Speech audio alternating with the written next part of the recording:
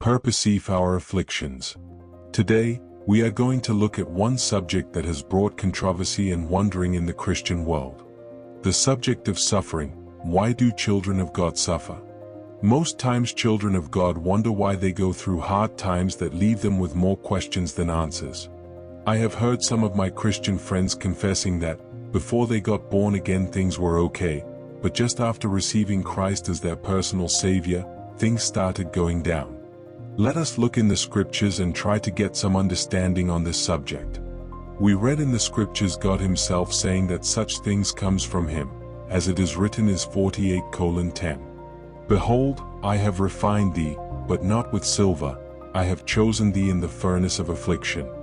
For mine own sake, even for mine own sake, will I do it, for how should my name be polluted? And I will not give my glory unto another. Here God provides an answer to the reason of affliction, to put the spirit of pride in man under control, self-praise. For how should my name be polluted? I will not give glory unto another. Again we see in the book of Deuteronomy the same reminder from our Creator, Deuteronomy 8:2.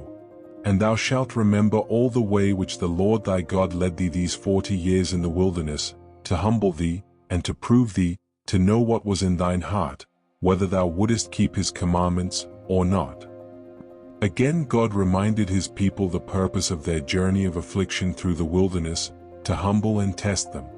The Hebrew word for affliction is oni, which may mean afflicted, affliction, misery, oppressed, poor strivings, poverty, and suffering.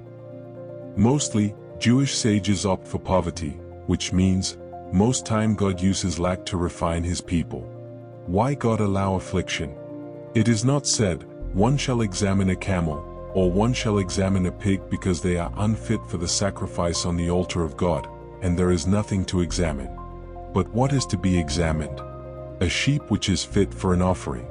A priest who examined the animal of sacrifice at the temple used to live for 3 years with animals to learn animals in details.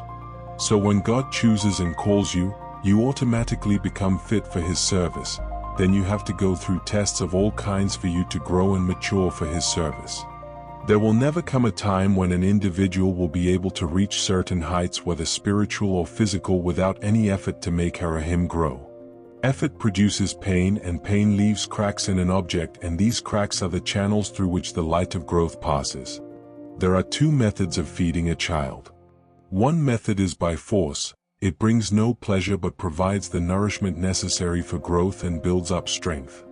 The other method is by breastfeeding, which gives pleasure and growth to the child but cannot sustain a child for a long time.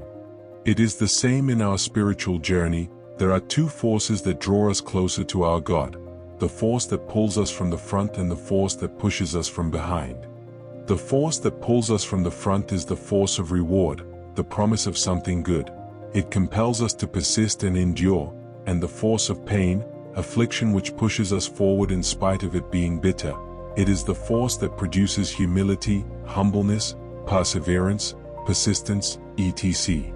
When our Creator has chosen us and puts us on the journey of affliction, one thing should come into our mind, that our Father knows the plan he has for us, plan to prosper us and not to harm us, plans to give us the expected future.